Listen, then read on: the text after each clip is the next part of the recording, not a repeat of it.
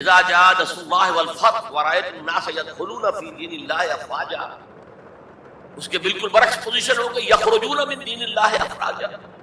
اسلام جو ہے وہ صرف چند شہر جو ہیں حجاز کے ان تک محدود ہے۔ ابن تیمیہ رحمۃ اللہ علیہ نے ایک عنوان قائم کیا ہے، اثبات الاسلام بغیر الایمان، اسلام کا اثبات، تسلیم کر لینا اسلام کو بغیر ایمان کے۔ اس آیت کے حوالے سے قالت الاعراب آمنا قل لم تؤمنوا ولكن قولوا اسلمنا ولما يدخل الايمان في قلوبكم۔ اب اگلا ٹکڑا اس آیت کا یہ ثابت کر رہا ہے کہ وہ منافق نہیں تھے۔ وَإِن تُطِيعُوا اللَّهَ وَرَسُولَهُ لَا يَلِدْكُم مِّنْ أَعْمَالِكُمْ شَيْئًا، اگر تم اللہ اور اس کے رسول کی اطاعت کرتے رہو، اس لیے کہ اسلام کی معنی یہ تو ہے، یہ تو لازمن کرنا ہوگا۔ وہ دور جو ہے آج کی طرح تو نہیں تھا کہ نماز نہ پڑھو تب بھی مسلمان، پڑھو تب بھی مسلمان، کروڑ پتی ہونے کے باوجود حج نہ کرو تب بھی مسلمان۔ یہ بات تو نہیں تھی اس وقت، یہ کہ اطاعت تو کرنی پڑتی تھی، اس لیے کہ اطاعت تو ظاہر ہو جاتی، کوئی کر رہا ہے کون نہیں کر رہا۔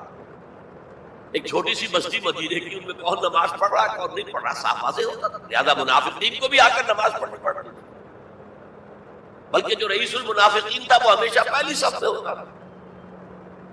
اور جب حضور صلی اللہ علیہ وسلم خطبہ دینے کے لیے کھڑے ہوتے تھے تو پہلے وہ کھڑا اور کہتا لوگوں دیکھو ان کی بات توجہ سے سنو، یہ اللہ کے رسول۔ وہ اپنی اہمیت جتانے کے خاطر، اس لیے کہ یہ جو اوس اور خزرج کے دو قبیلے تھے، ان میں اوس کا قبیلہ چھوٹا تھا، خزرج کا بڑا، اور اس کا سردار یہ تھا سب سے بڑا، اور اس کے لیے طے ہو چکا تھا۔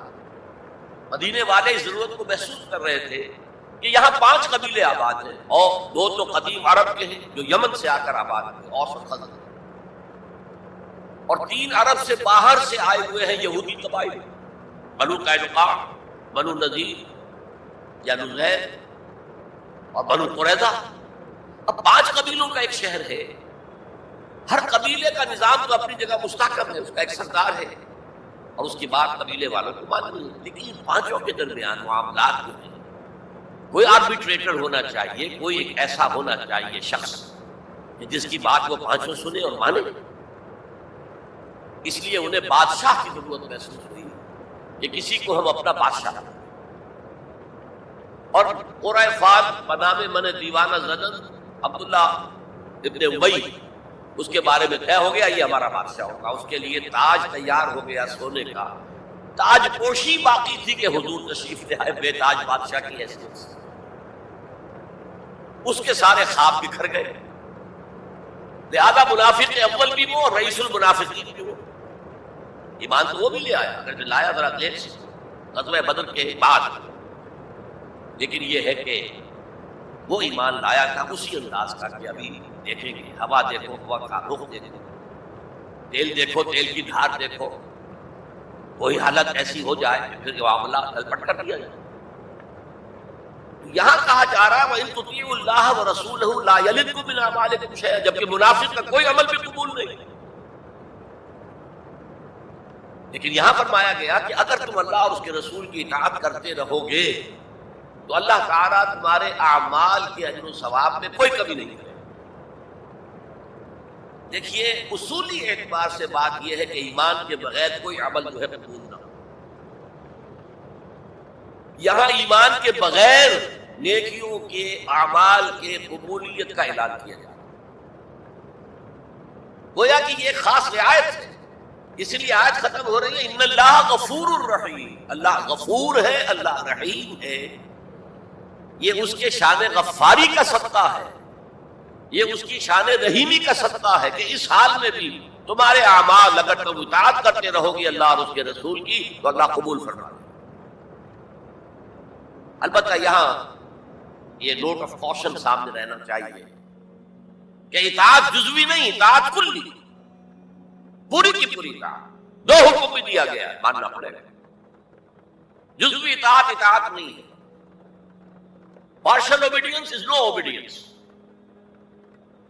اس لیے کہ اگر آپ نے ایک حکم قبول کر لیا، ایک نہیں کیا،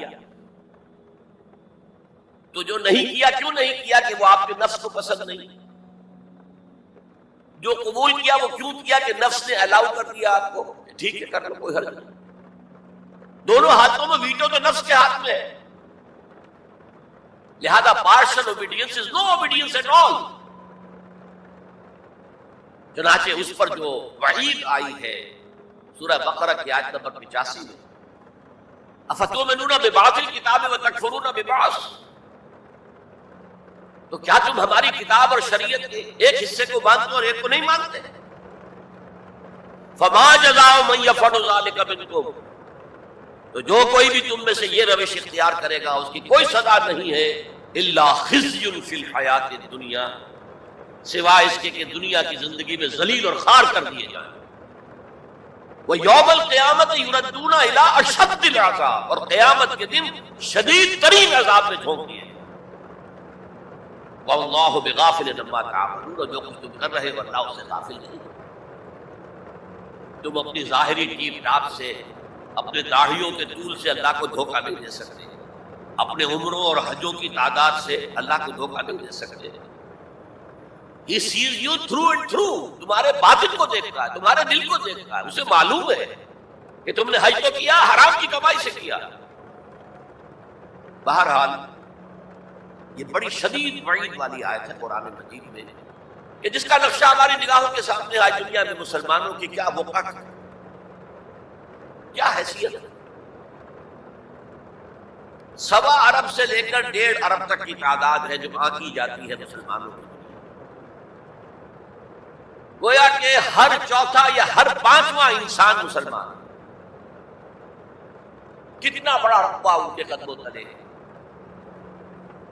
ہر طرح کے وسائل اللہ نے مہیا کیے، معدنیات، نباتات. پھر جو آج کی سب سے بڑی دولت تیل، اس کے سب سے بڑے ذخیرے مسلمانوں کے قدم و تلے. اس سب کے باوجود عزت نام کی کوئی شے ہے. بین الاقوامی معاملات میں کوئی ہم سے رائے لیتا ہی نہیں. کسٹمی پرسد کے بھیا کس کی تم ہو، تمہاری رائے کیا ہے؟ G7 بیٹھیں گے، G9 بیٹھیں گے، G13 ہوں گے، G15 ہوں گے، وہ بیٹھ کر طے کریں گے. کوئی مسلمان ملک نہ G7 میں نہ G15 میں، جسے ہم محاورے میں کہتے ہیں نہ 3 میں نہ 13 میں. یہ ہے ہماری عزت آج. اکثر مسلمان ملکوں کی حکومتیں امریکہ کی جیب میں، یہ ہے ہماری حیثیت. تو ذلت جو ہے وہ تو آج ہم پر ہے مسلم. فما جزاء من يفعل ذلك منكم الا خزي في الحياة الدنيا ويوم القيامة. اب یہ قیامت کے دن کی بات جو اللہ فرما رہے ہیں، دعا ہی کی جا سکتی ہے کہ اللہ تعالیٰ اس سے بچا لے، کرم فرمائے، اپنی شان غفاری اور شان رحیمی سے ہمیں اس روز کی ذلت سے اور شدید ترین عذاب میں جھونک دیے جانے کی جو یہاں پر خبر سنائی جا رہی ہے، وعید سنائی جا رہی ہے. اللہ تعالیٰ اسے بچا. تو اس آیت کو اب آپ سامنے رکھیے. البتہ ایک بات میں اور آپ سے عرض کروں کہ جو کیفیت اس آیت میں سامنے آئی ہے یہ مستقل نہیں رہ سکتی.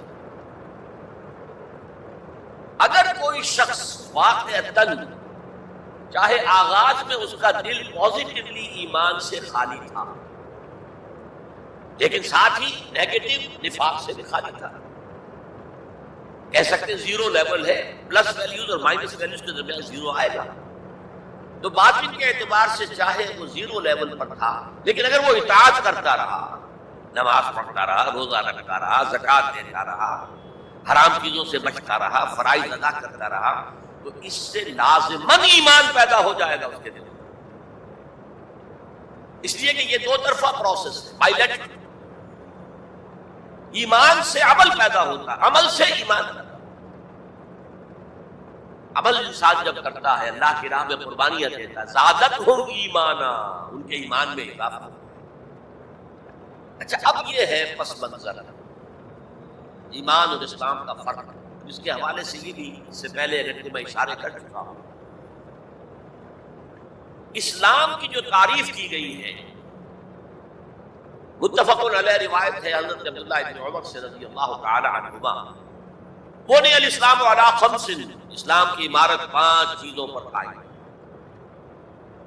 شہادت اللہ الہ الا اللہ وان محمد رسول اللہ، وَإِقَامِ الصَّلَاةِ وَإِيتَاءِ الزَّکَاةِ وَصَوْمِ